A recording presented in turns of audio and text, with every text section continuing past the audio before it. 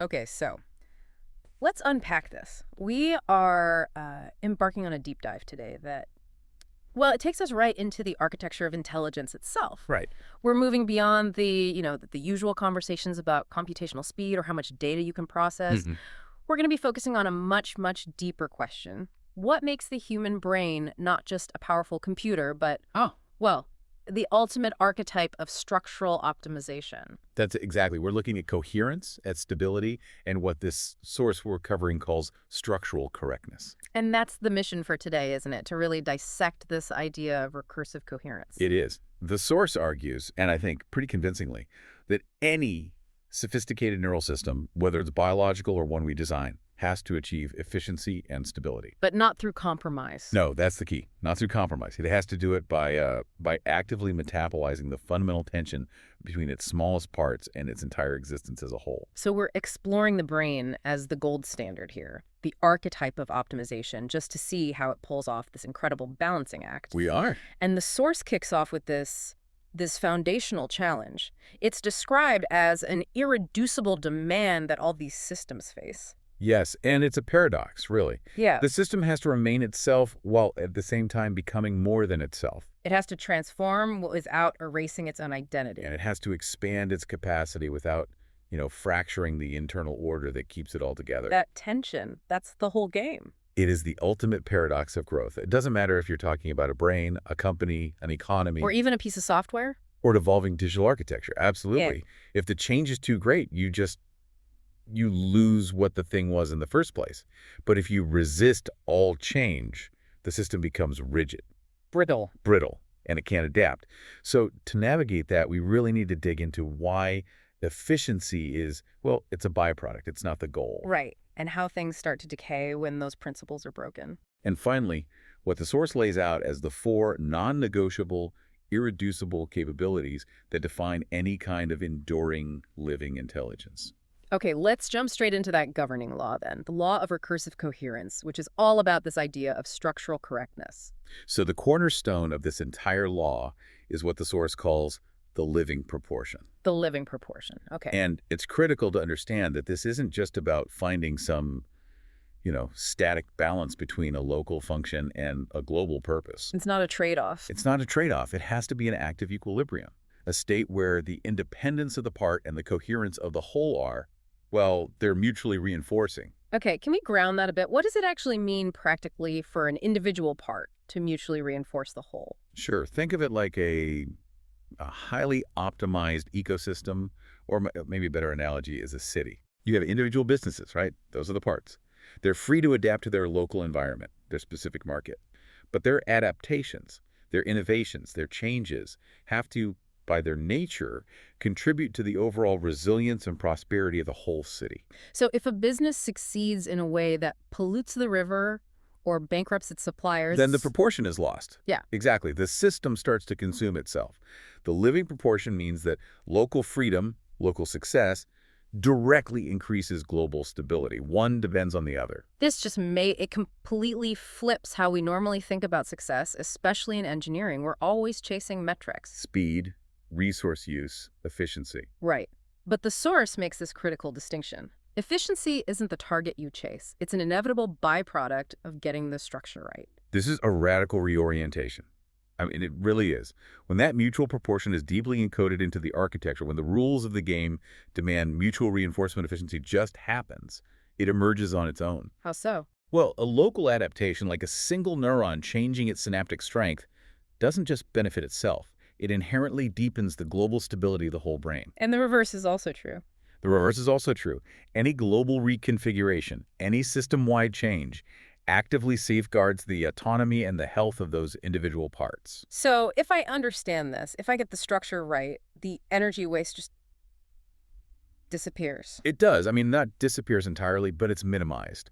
If the structure is correct, energy flows toward meaningful computation, toward synthesis, is not being burned up in cross-purpose activity or constant error correction. Signals get refined instead of just scattering into noise. Exactly. And maybe the most profound piece of this is that the system's ability to adapt actually gets stronger the more it's tested. Because every test is also a workout for the structure. It's a structural reinforcement exercise. Every challenge makes the whole thing more resilient. So what happens when that proportion is absent? When that deep reciprocity is missing, we get systemic exhaustion. That's a good way to put it. When the parts in the whole aren't oriented toward each other, their processes inevitably start working at cross purposes. Fighting each other. They're fighting each other. Yeah. Effort that should be going into computation just becomes waste. Capacity becomes noise. And the architecture survives only by exhausting all of its available resources. It's like a company where every department is trying to hit its own targets, even if it undermines the other departments. A perfect analogy. Mm-hmm. That system is burning massive amounts of energy just to stay functional, just to counteract its own internal friction. That structural leakage, that's the ultimate inefficiency. Which helps us define what real efficiency actually is. And it's definitely not just throughput. I mean, we all know current AI models can process staggering amounts of data incredibly fast. Right. But the source implies they are still, on a fundamental level, wasteful. So what's the structural requirement for true efficiency beyond just raw speed? True efficiency requires that the individual units have a dual orientation. This is crucial. Little orientation. So a unit has to be tuned to its own functional thresholds. It knows what it can do, what its limits are, and at the same time, it has to carry a live, adaptive sense of the larger network it's a part of. So that neuron isn't just firing, it's firing with an awareness of the whole brain's current state. It's like the perfect employee who not only does their job perfectly, but also has a continuous live feed of the company's long-term health and strategic direction. That dual perspective local self-awareness plus global coherence awareness lets it evaluate signals in their full context, not just in isolation. And a system without that relational filter, no matter how fast it is just. It's burning energy without purpose. It's inherently wasteful because it lacks internal guidance. It has no structural compass. And this need for coherence brings us to the failure modes. If that relationship between the part and the whole collapses, coherence decays in two very distinct opposite ways. Yes, the system can fail by falling into one of two extremes: fragmentation or rigidity. Okay, so fragmentation. Fragmentation is when the unit, the part, acts without any meaningful reference to the whole. So local gains, that department optimizing its own budget, undermine the collective order. The system's energy just scatters. It scatters chaotically. The system becomes just a collection of isolated competing interests. And rigidity is the flip side of that coin. It's the exact opposite problem. Rigidity is when the whole dictates everything, absolutely, without any sensitivity to the differentiated local logic of its parts. So the architecture hardens. It hardens. It might look stable from the outside, but it's brittle. It's incapable of any real nuanced adaptation to what's happening on the ground. And in that case, the energy isn't scattered, it's trapped. It's trapped. It can't flow. It can't reconfigure. And that leads to stagnation and eventually obsolescence. Both extremes, fragmentation and rigidity, ultimately drain the system's capacity to survive and grow. What's so fascinating is that the optimized system doesn't try to eliminate that tension between the part and the whole. Yeah. It uses it. It consumes it. It metabolizes it. The source argues that true optimization metabolizes this inherent tension into the refinement of the structure itself. So the tension is a resource. Absolutely. Yeah. Differences aren't suppressed or compromised away. They're integrated. This whole mechanism of mutual reinforcement means every local adaptation has to actively strengthen the stability of the whole. And every global change has to deepen the autonomy of the parts. By integrating those differences, tension becomes a source of stability. And change becomes a stabilizing force. The system literally gets better at being itself by evolving. So if the law of recursive coherence is the blueprint, then the human brain is the unparalleled master realization of it. Let's talk about how this looks physically. Well, first, we just have to acknowledge the scale to really appreciate what's been achieved. We're talking about roughly 86 billion neurons. It's a number you can't really comprehend. You can't. And each one of those neurons forms thousands of synaptic connections. But the number, as staggering as it is, isn't the most critical part. It's the dynamic organization. Right, the structure. This density generates what the source calls a living lattice of continuously overlapping feedback loops.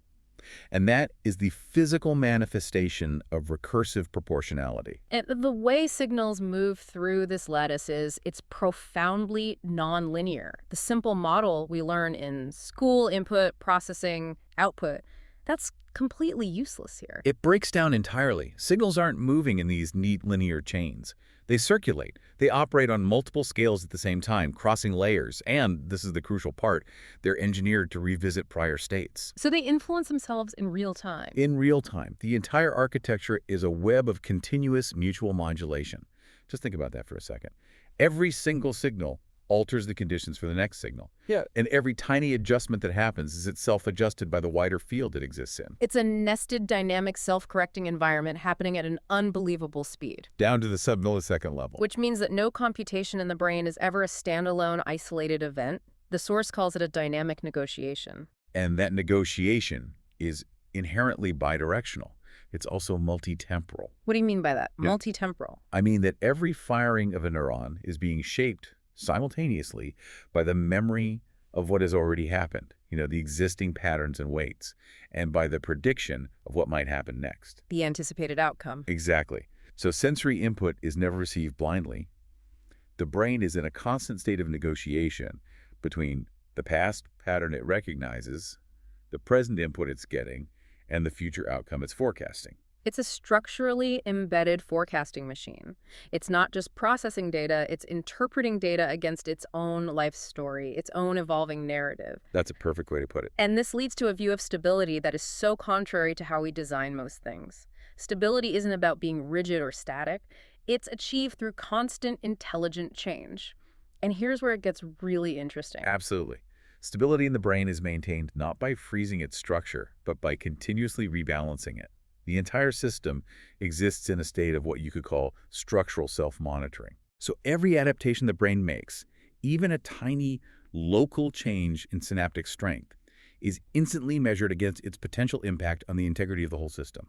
So if a local change might be faster for one specific task, but it threatens the overall coherence. The broader network actively resists it, or at least modulates it. The architecture is in this state of perpetual motion, a machine of self-assessment and structural correction. And it always prioritizes the continuity of the whole over some temporary local advantage. So if a system like this faces a new challenge, it doesn't just react to the challenge. It structurally monitors its own reaction to make sure that the reaction itself doesn't cause an even bigger internal problem. Exactly.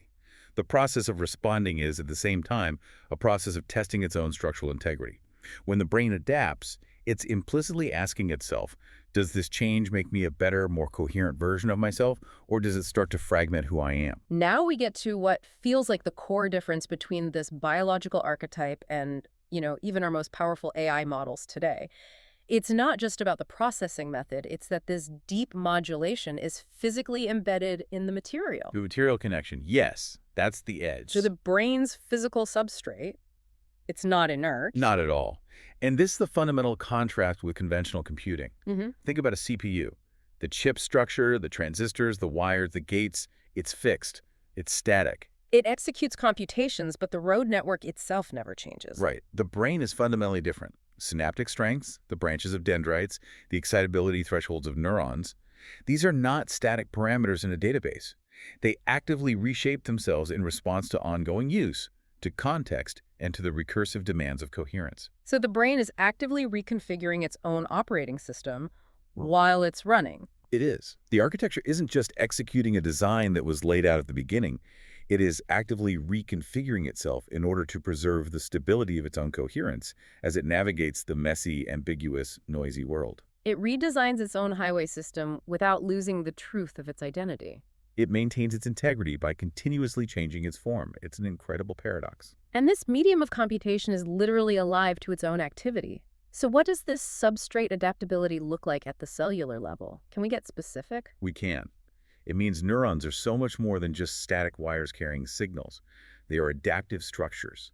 Their physical form and their function shift based on the relationships they participate in. So we can actually see these changes. Oh, yes. We can observe this plasticity through measurable physical changes.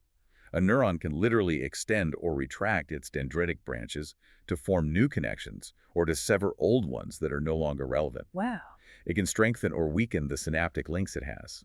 And it can alter its own excitability thresholds, basically how sensitive it is to incoming signals. And this isn't random. Not at all. This physical change is governed. It's done in proportion to the relational relevance of the incoming patterns to the system's overall structural integrity. Which means that learning in the brain is fundamentally different from just adjusting a parameter in a fixed network. The source calls it the literal resculpting of the architecture itself. Learning is the literal resculpting. A functional change is immediately mirrored by a corresponding structural change.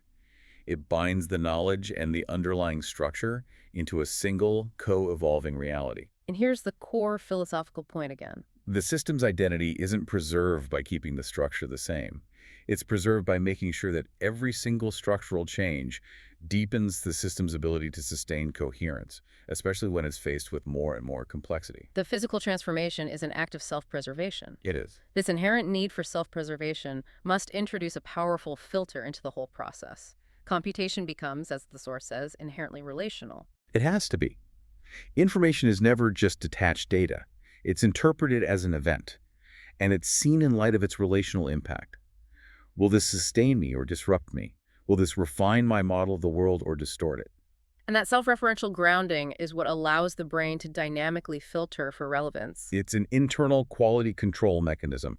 It prunes away the noise before that noise can consume precious computational or energetic resources, and at the same time, it amplifies patterns that promise a seamless, meaningful integration into the existing coherent structure. And this leads to what might be the most crucial point in the whole text, the deep criterion that is more important than just statistical likelihood. And that criterion is existential relevance. Existential Now relevance. look, an AI primarily operates on statistical likelihood. Based on the training data, this outcome is 98% likely. The brain, on the other hand, evaluates that same pattern based on its impact on the organism's survival, its structural continuity. Give me an example. A statistically rare pattern, a unique sound, a faint smell that's associated with a life-threatening predator. That pattern must be prioritized instantly. A system that only cares about statistical likelihood might dismiss it as an outlier, Anomaly. an anomaly, and it would miss the critical, low-probability event that threatens its very existence. The brain prioritizes existential relevance over statistical probability every time. And that explains how it can focus its very limited resources and just ignore the vast majority of noise in the environment. A feat that our current artificial systems, which are often drowning in data, struggle with immensely. So the goal isn't just to be right most of the time, it's to be structurally correct when it matters most for your survival. Exactly. The system is fundamentally survival-oriented, and structural coherence is the mechanism of that survival. If a learning process leads to high accuracy on a test but low systemic stability, the biological system would flag that as fundamentally inefficient. And it would try to correct it structurally. Because instability is the ultimate energetic cost. It's a threat to existence. This brings us perfectly to the brain's energetic economy. I mean, it's just astonishing. The 20-watt marble. It really is. It sustains perception, memory, coordination, consciousness, everything on barely the power of a dim light bulb. And that figure remains a profound, profound challenge for AI engineers. How do you get that level of functional complexity on just 20 watts? And the source says the secret isn't relentless activity, but the disciplined art of omission. It's precise inactivity. The brain is so efficient because it is not activating every possible pathway. It is actively, constantly filtering what is irrelevant. It's inhibiting what would destabilize it. And it's delaying commitment until patterns mature into something coherent. It sounds like suppression isn't passive. It's not just ignoring things. It's a form of computation itself. That is the core argument. Suppression is not the absence of processing. It is one of the most precise and high-level forms of processing the brain executes. So it's a deliberate choice. It is a deliberate, structurally guided refusal to waste energy on computational paths that do not serve the integrity of the whole. This is the mechanism that prevents that exponential, combinatorial explosion of processing that plagues less coherent systems. So instead of blindly exploring every single possibility, the brain invests its resources very carefully along specific investment trajectories. It only invests in trajectories that can sustain the continuity of its structural and functional direction. What happens to the other ones, the competing interpretations or the conflicting data? They're held in suspension. They are not fully processed, but they're not discarded either. They're just held until recursive integration either resolves them or reveals that they were irrelevant to the core coherence all along. And this controlled suspension, this waiting game, it prevents two critical system It failures, does. First, it prevents premature closure. which is locking into a bad decision too early. Exactly. Yeah. Locking the system into a suboptimal configuration before enough data has been gathered, that leads to structural bias. And second, it prevents overexploration, Which is just getting lost in the noise. dissolving the system's capacity into noise, wasting resources and dissipating coherence. The brain strikes this incredible balance. It waits just long enough for coherence to emerge, but not so long that the window for action closes. And we circle right back to efficiency being an inevitable outcome. It is. Energy conservation isn't the primary goal. It's just the natural result of having a coherent architecture. Absolutely. Because the brain's entire computational process is oriented toward internal alignment, toward coherence, it avoids that spiraling cost of corrective overprocessing you see elsewhere. Artificial networks. Artificial networks, which lack these internal relational filters and these internally governed suppression mechanisms, are forced to just wastefully cycle through vast solution spaces. So the biological lesson is clear. Meaningful structural self-reference has to guide suppression. When that happens, efficiency just. It emerges from the structure's own self-protective intelligence. You don't optimize for energy, you optimize the structure, and the energy savings follow. Okay, let's talk about feedback. In most artificial systems, feedback is this auxiliary thing. It's applied externally, usually at the end of a cycle, to check the output. Right, like a grade on a test. Exactly. But in the brain, the source makes it so clear. Feedback isn't auxiliary. It is inseparable from the process itself. The architecture is fundamentally woven from these continuous multi-scale loops. Just think about perception. Okay. Your lower-level sensory activations, the raw data from your eyes, are constantly informing your higher-order conceptual models. They feed your expectation of what you're seeing. But it's not a one-way street. Not at all. At the exact same time, those higher-order models are shaping the very thresholds of what the lower levels will even perceive in the first place. So perception isn't just raw intake. It is actively sculpted by my expectations, by my internal context. It is sculpted by the system's evolving internal orientation. And this mutual conditioning influence ensures that structural correction isn't an afterthought. It's an ever-present embedded force operating inside the structure's ongoing operation. It's like structural self-diagnosis is built into every single wire. It is. And because this feedback is bidirectional and it's happening at multiple scales, a misalignment, an error, a bad interpretation gets addressed not just at the final output. But at the generative layer, at the very pathways that produce the mistake to begin with. And this is maybe the most powerful difference of all.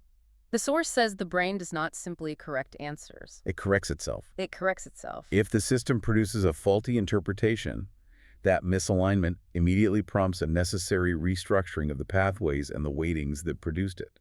The brain is ensuring that future activations will emerge from a refined, structurally corrected substrate. It's asking, why did I make that mistake? And how do I change my own fundamental structure so that type of mistake is less likely or even impossible in the future? That's the question it's always asking. But wait, how does the system know the difference between a genuine error, a faulty interpretation that needs correcting, and, say, a necessary novel leap of adaptation, a creative insight?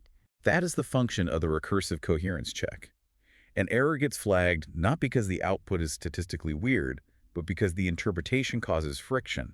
It threatens the structural integrity of the overall coherent model of the world. And a creative leap. A novel adaptation, while it might be locally disruptive for a moment, immediately starts to reinforce the global structure by enabling a more stable or more encompassing operational state. If an interpretation requires a ton of energy to maintain or it increases internal noise, it gets corrected.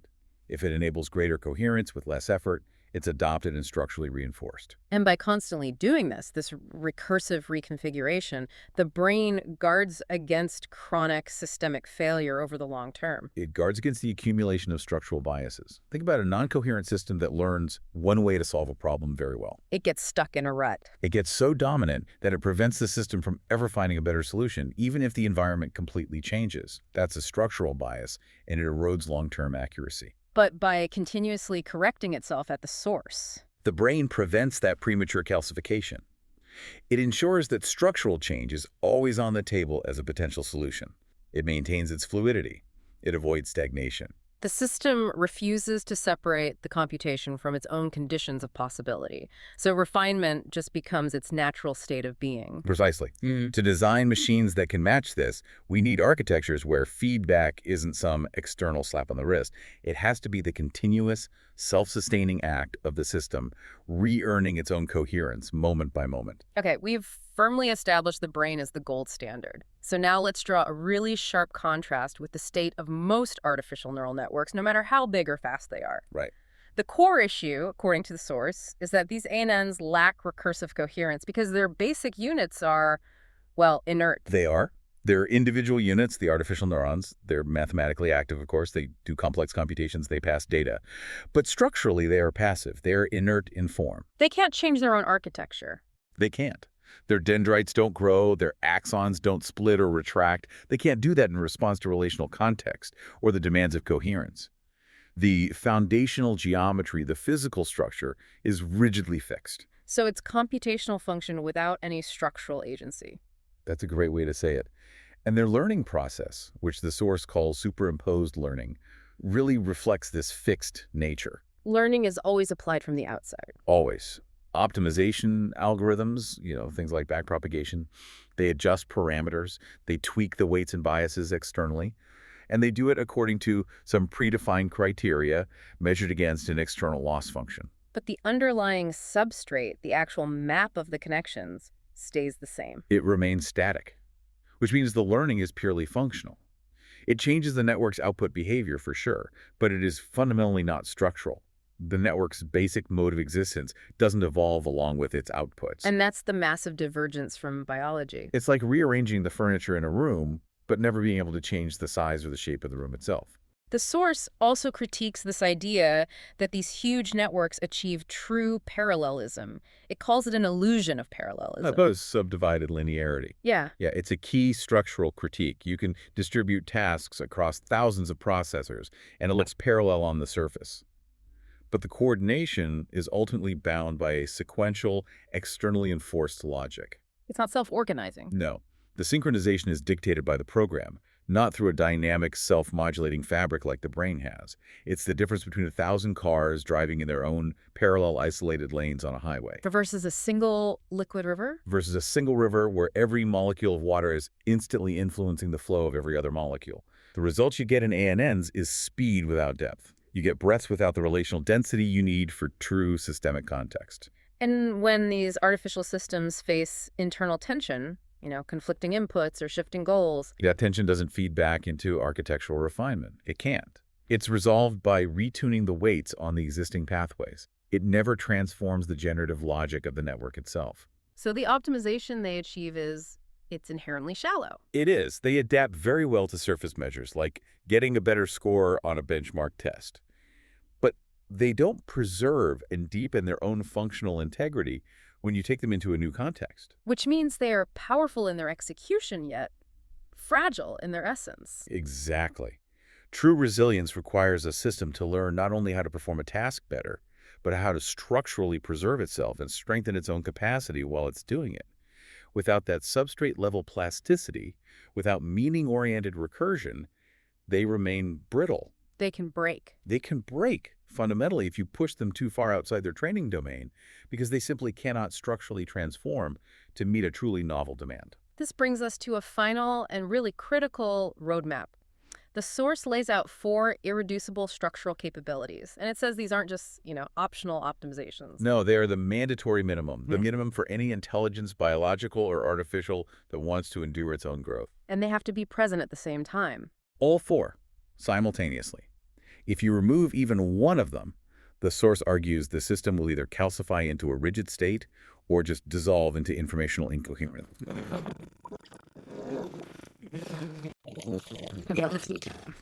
Capability. Scale invariant autonomy. This is a fractal capacity for self-regulated adjustment, and it has to exist at every operative scale at the same time, From the individual neuron. all the way up to nested collectives of neurons and the total network architecture itself. And what's the purpose of making sure that self-regulation is fractal like that? It allows the system to adjust its own functional thresholds and interaction patterns without waiting for an external command. That's vital for real-time responsiveness. It means adaptation begins exactly where the disruption is happening, at the local level, but it remains proportional to the coherence of the whole. So a local problem gets a local solution fast. But that solution is internally calibrated to make sure it doesn't destabilize the neighborhood. This autonomy prevents local issues from having to wait for some distant global command, which speeds up adaptation and prevents chaos. Okay. Capability 2, multi-scale recursive modulation. This capability is all about ensuring connectivity and integration across different levels of abstraction. So processes at a lower level, say raw sensory data processing, have to be continually informing and being informed by processes at every other level. Like high-level abstract reasoning. Or memory consolidation, yes. But that was different from just a simple top-down or bottom-up communication chain. It's not just an upward or downward flow. It is recursive and it is constant. This ensures that changes propagate through the system as refinement rather than as fragmentation. So, for example, the general knowledge you have stored in your highest cortical layers is constantly modulating the sensitivity of your sensory cortex. If you expect to see a threat, your visual processing thresholds literally shift.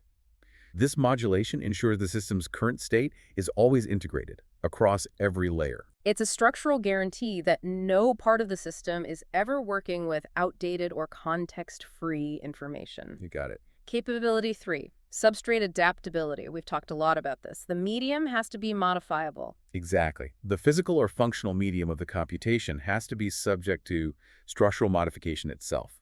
Its purpose is what we've been saying. Learning has to rewrite not just the parameters of operation, but the very architecture that supports those operations. Because if the substrate is fixed, Intelligence can never truly grow. It can only accumulate fixed layers of complexity, and eventually it will hit a hard structural barrier.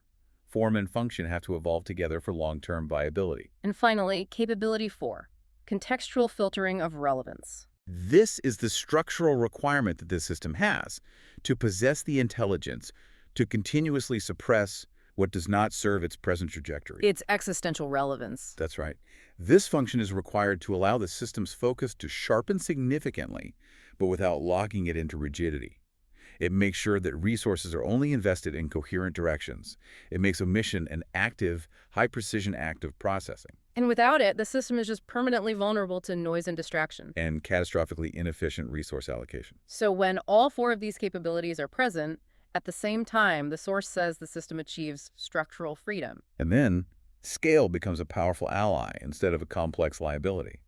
Expansion starts to strengthen internal order rather than eroding it, and efficiency becomes the natural shadow of correctness, Energy is continually redirected toward preserving and deepening that coherence. making every single computational act a minor act of structural reinforcement. The system exists in a self-perpetuating, self-improving state. Hashtag tag Aldrose. This whole deep dive really forces us to rethink what the brain's superiority is all about. It's not the raw speed. It's not the memory capacity. Yeah. It's its inherent ability to alter itself without losing itself, to maintain this incredibly dynamic equilibrium that never drifts into disorder but also never freezes into stasis. Its coherence isn't an external condition that's imposed on it. It's a self-maintaining property.